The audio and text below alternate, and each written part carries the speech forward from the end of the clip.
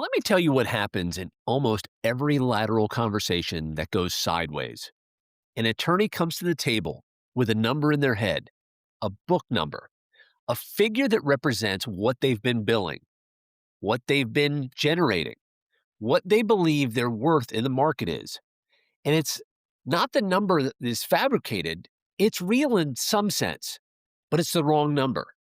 Because the number that matters in a lateral move is not what you bill today, it's what you can actually take with you. Those two numbers are almost never the same.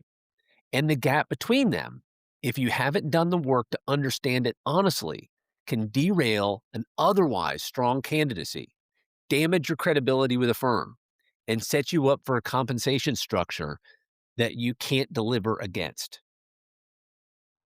I'm Andrew Wilcox, legal recruiter since 2003, and today's episode is entirely focused on portability, the single most important analytical exercise any attorney should complete before they take a meeting, make a call, or tell anyone they're considering a move. Let's get into it. What portability actually means. Portability is not a feeling about your client relationships. It's not a measure of how much your clients like you.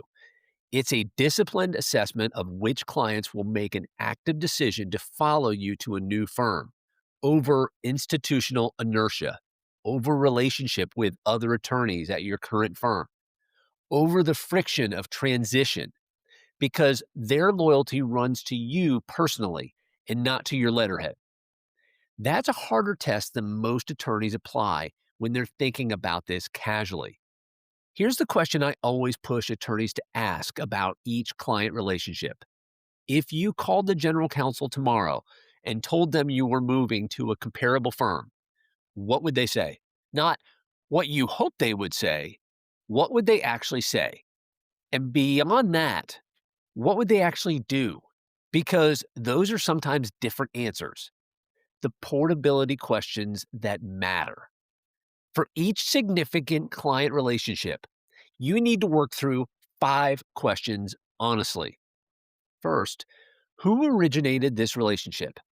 If you originated it, if you made the call, built the connection from scratch, brought them in the door, the relationship is fundamentally yours.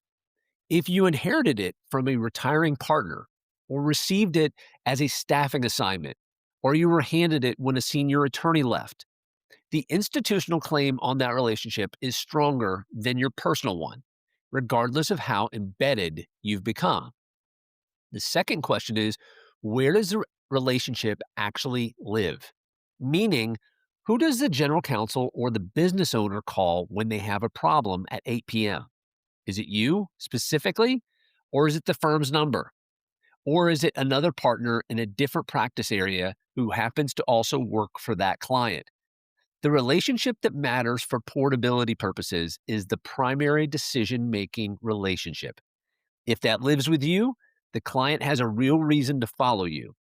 If it's distributed across multiple attorneys at the firm or sits above you at a relationship partner level, the math changes. Third question is, what does the client's relationship with the firm look like beyond your work? Is there a preferred panel arrangement? Is there a rate agreement negotiated at an institutional level that creates switching costs? Is the firm's enterprise relationship with that company broader than your practice area in ways that create dependency? The more of these institutional threads exist, the harder transition becomes, even when the personal relationship is strong. And the fourth is, how has the relationship evolved over time? Clients whose relationships have deepened specifically because of your work, who have increased their spending with the firm because of you, who have referred other clients to you, who have expanded the scope of their engagement based off of your advice. Those clients are tracking you, not the firm.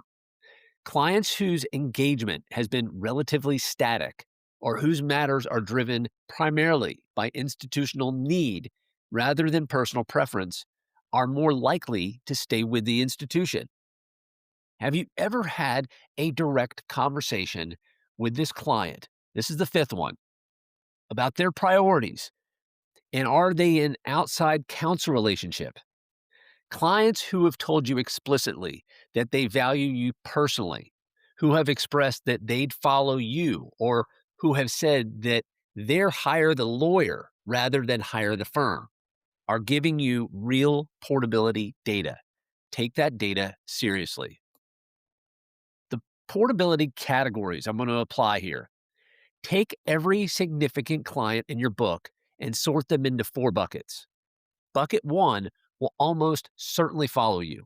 You originated them. The relationship lives with you. No major institutional ties. When you call, they say yes. Bucket 2 is very likely to follow with a thoughtful conversation. Strong personal relationship. You've been the primary attorney. Some institutional threads, but nothing insurmountable. These clients require a good transition conversation and possibly some overlap period, but they'll come. Bucket 3 is possible with conditions. Maybe you didn't originate, but you've become indispensable. Maybe the institutional ties are real, but the personal relationship is strong enough to override them if the new platform is right. These clients are worth the conversation, but don't build your guaranteed compensation structure around them.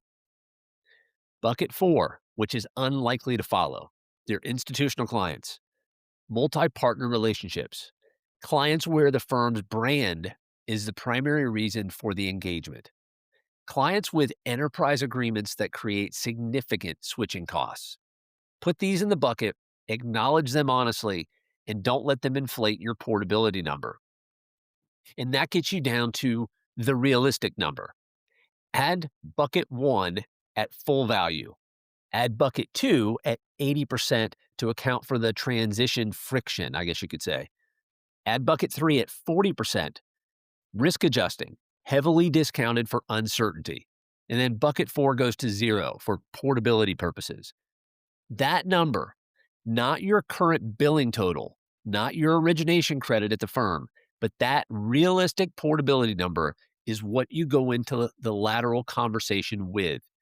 It's also the number that tells you whether the timing of a move makes sense right now, or whether there's work to do to strengthen the relationships that matter most.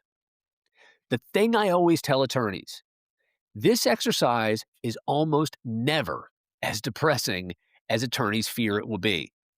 Most attorneys who go through it with honesty find that some clients they were uncertain about are actually very portable.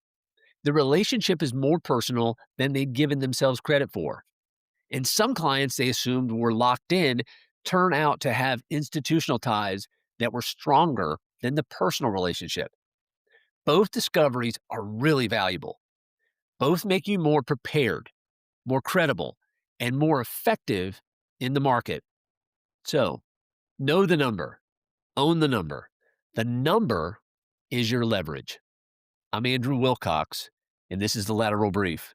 If you'd like to have a confidential discussion about your practice or career goals, please email me at andrew@wilcox-legal.com.